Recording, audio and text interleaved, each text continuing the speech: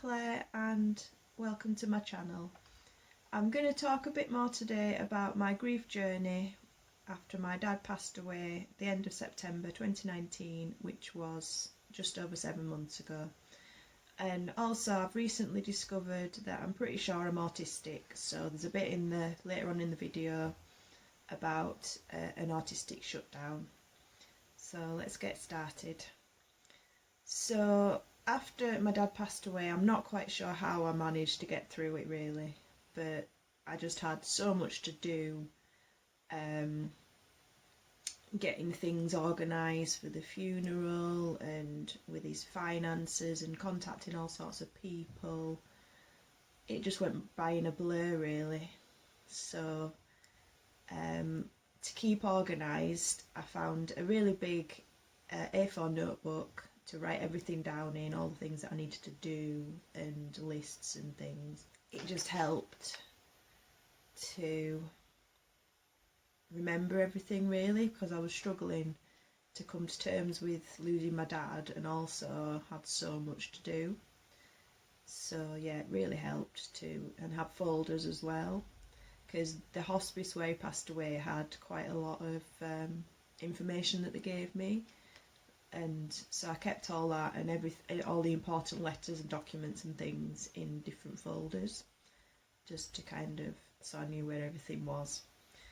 I had to ring so many people at the time, and I got so used to it, just kind of giving my details and my dad's details, which I'd kind of got used to with him being in hospital and things, just confirming his details, so I had them in my head.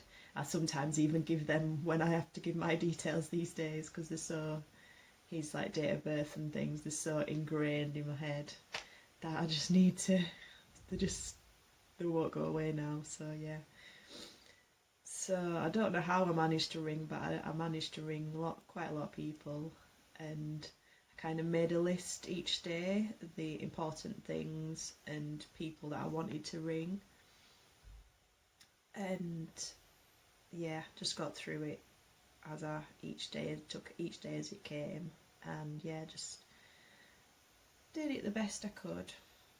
So I think it's kind of, when you have to do things, you've got two choices. You can either fall apart, which I know some people do, but that's fine, or you can kind of do what I did and just try your best to stay organised and do the best you can really. So another thing that I remember was shortly after he passed away, because usually I live on my own, but my mum was staying with me, and I had a sudden thought in the shower, because I'm single, who's gonna support me at the funeral?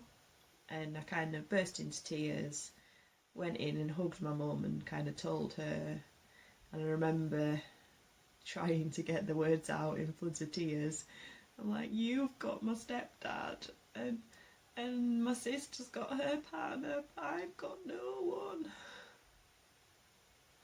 It really wasn't funny at the time, but so she kind of says, oh, we'll all support you, and you can bring a friend as well, which was really helpful. So I brought my really good friend, invited her, and that was a real help.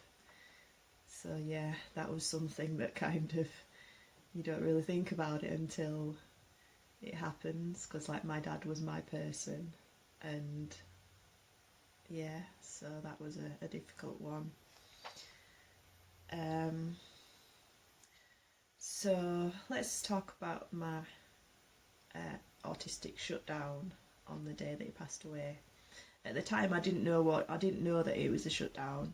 It just kind of happened, and afterwards, looking back, and now I know more about autism as well, it's kind of like, oh, that could be what it was. So on the day in question, I'd had very little sleep over the past kind of week or so.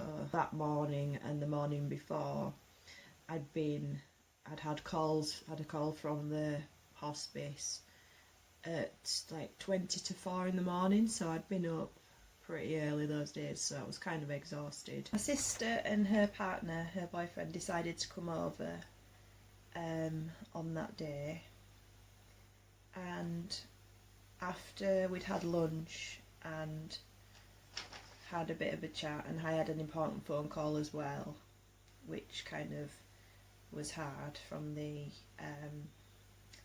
organ donation people, but so that was kind of another thing I had to think about and struggle through. And we decided to walk to my dad's house, which is 15 minutes walk away from my house, so it's not too far really. So I thought this was a good idea as well, to kind of remember him that day. And so when we got there, I'd been to the house quite a few times recently to kind of get my dad's clothes and bits and bobs and do a bit of sorting, so I kind of knew where things were, whereas they were kind of just looking around and just opening cupboards and drawers and seeing what was in there and looking at photos and stuff. And I found some photos that I thought they might want to have a look at and kind of find, because I knew where things were. So yeah, that was quite good. And then I can't remember some of it because I was just so exhausted, but I remember sitting on my dad's bed and everyone else was looking at photographs of like family when we were younger and babies and young kids and stuff, and kind of laughing and enjoying themselves. And I can't remember what I was thinking, but I remember I was sat on the bed and I just had to lay down on the bed. Kind of the exhaustion just took over and I just laid down and curled into a ball. I can't remember if I was crying or not, but I just wanted the floor to swallow me up, basically. And I think my mum noticed and knew that something was wrong and thought it best to kind of get me back home for a rest. So we kind of went back home and I went up to bed, and yeah, I still can't remember if I cried. It all kind of just little bits and bobs I remember. I remember walking back from my dad's house and having to kind of lean on my mum for support, so I just felt so exhausted, and yeah, it was not great, but I managed to get home and I went straight up to bed.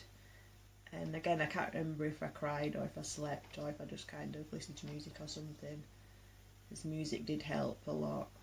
I remember the night before, I was in bed next to my mum and I couldn't sleep, and I'd just seen my dad for the last time, and so I put my music on in my headphones on, and I actually made a playlist on Apple Music that I called Needed, and kind of went through and found some music that would help me at that point, and I've still got that on my phone today, so I kind of listen to that and remember that time. So yeah, looking back on that, it seemed like a pretty bad shutdown.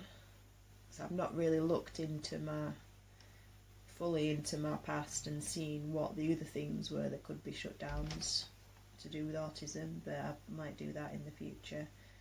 I think that's it for today. I'm going to do another video in the next week or two. Let's see what it's going to be about. So about the kind of, because this has been kind of the very first time before the funeral, so that was kind of the first chunk, if you like, of my grieving process. And next video is going to be on my kind of how I coped after the funeral, and with counselling and the bereavement group that I went to eventually as well. So yeah, hope you enjoyed this video. Leave likes and comments if you want, and yeah, okay, see you next time, bye.